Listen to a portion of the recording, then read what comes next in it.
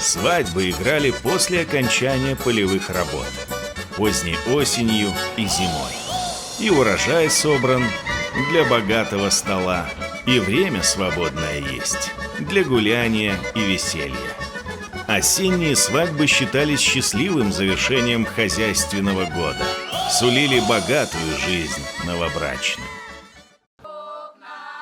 При умыкании девушку прятали. Родные приезжали вызволять ее, иногда отбивали силой. А если не удавалось, ее считали помолвленной и играли свадьбу. Но чаще браки заключались сватовством. В дом невесты приезжали с роднёй. Когда выходит девушка замуж, когда ее сватают, да, нужно обязательно было дать свое согласие тем, что ты съедешь скатерть, и тем самым ты говоришь, что ты согласна выйти замуж. В случае согласия родственники невесты ехали к жениху. Дом посмотреть, день свадьбы назначить.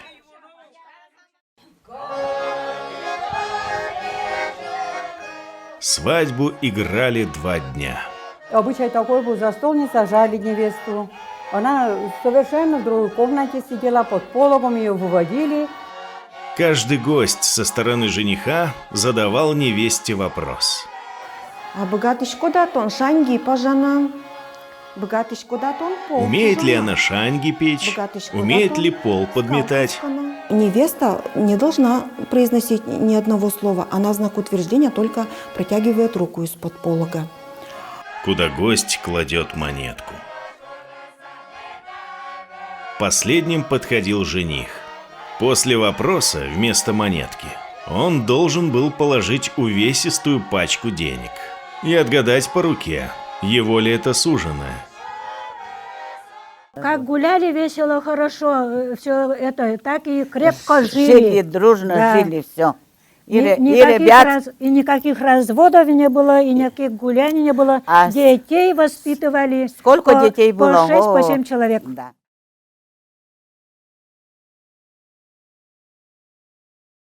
Какая свадьба без обрядовых песен? Поют, когда наряжают невесту, о том, что покинет она родительский дом, что впереди у нее новая жизнь.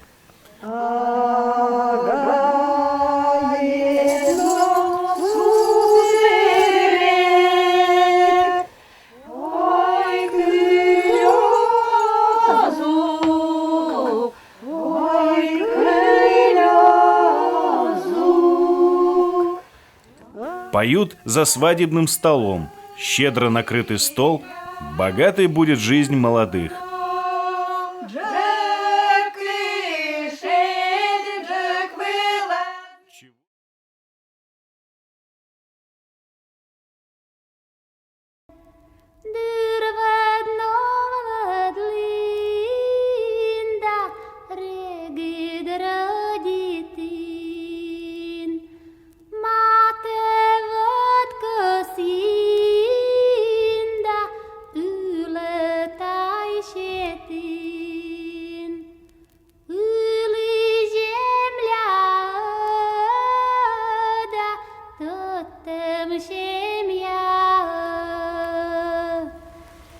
Юготлунанной да ныволоманной, мы вольной да шондианой, гулять лин да плавать лин те визувью кужа. Гажа чиндашилин, гажа берег вылын. Кычина ты накутасны вічне, омоляка кутасны вічне, наголюешься, а Шаня кутасны вічне, накрасуешься. Шонди ай мама да ezişeyeney dürvedno vladlinda regid roditin mate vodkosinda ületaj şetin.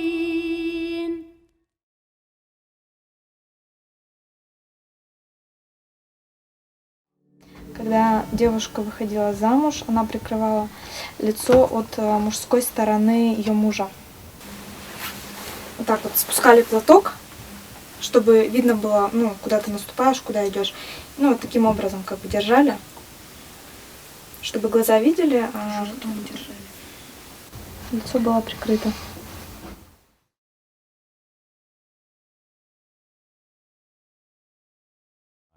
Девочки с измальства обучались рукоделию, чтобы годам к 16 будущие невесты успели приготовить богатое приданное. «Не научишься шить и ткать, замуж не возьмут», – пугали старшие. Нередко невесту для сына родители подыскивали на посиделках. Смотрели, какая из девушек хорошая рукодельница, а значит будет работницей и в доме, и в поле, такую и сватали. Куда зарава? Шумбрат. Шумбрат атинский тебе. Шумбрат да мокшен стернят, мокшен моя раваня. Шумбрат да титьке мазаваня. Митея, катада кола матин медь камзы. Да зарава. Марес кто нули стильца Максим Сервакс. Амон Васора незе Максимс. Амон стильден целоветия, кона мелезен тусь. Все, конам роштвангшнин куцакштис. Теда зютай вага, старшая незе, вага река сестрне дарютай, инксоцасть вага, несак, все раз на гулевешкова, а то дети маки занятия сась. Мать невесты благословляет молодых хлебом. Съедают хлеб шумбракши за здоровье жениха и невесты. По одной из традиций лицо невесты закрывали платком и так вели в дом жениха. Свадьбу справляли неделями. Работа на полях окончена. Гуляй, село!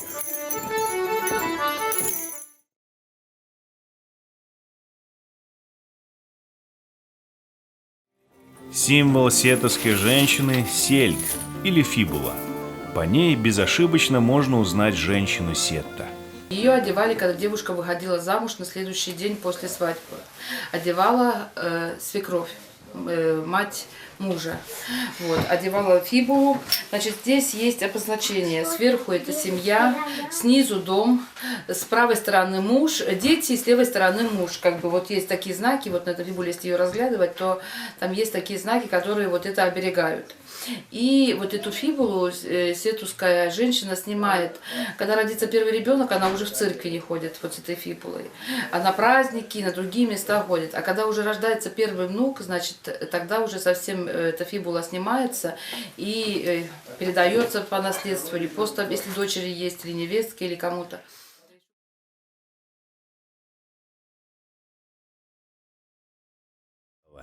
Богато расшитый полотенечный головной убор замужней женщины – саппана.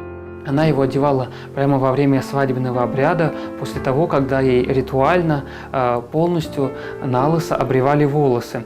И до рождения первого ребенка женщина должна была ходить полностью с обритой головой. Это было также связано с верой в духов, так как на своих волосах девушка в семью мужа могла принести духов своего рода, которые были враждебны духу мужа.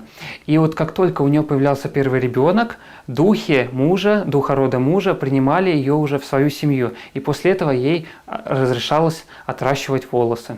Постепенно в обиход входили рубахи с сарафанами. Но и эту, распространенную по всей России форму одежды, ижорки украшали своим вышитым орнаментом. Для защиты подвешивали боковые полотенца. Полотенцам, в том числе бытовым, придавалось особое значение. Они вышивались двусторонним швом или росписью. Изделие получалось одинаковым и с лицевой стороны, и с изнаночной. Потому аккуратно, богато ли расшито полотенце, женихи видели, какую невесту выбрать, какой хозяйкой она будет.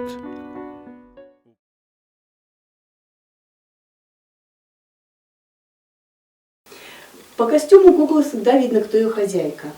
Когда девочка начинала бегать на беседы в 14-15 лет, мама дарила ей куклу и говорила: «Не век тебе быть в девках, жизнь твоя скоро изменится. Ты выйдешь замуж, уедешь в другую деревню, там у тебя будет другая жизнь. Другие трудности, другие радости, новые обязанности. Изменится весь твой внешний облик. Ты станешь бабой». Она переворачивала куколку и показывала, как она изменится. Посмотрите, сколько у нее нового. Фартук, Она теперь хозяйка, готовит еду.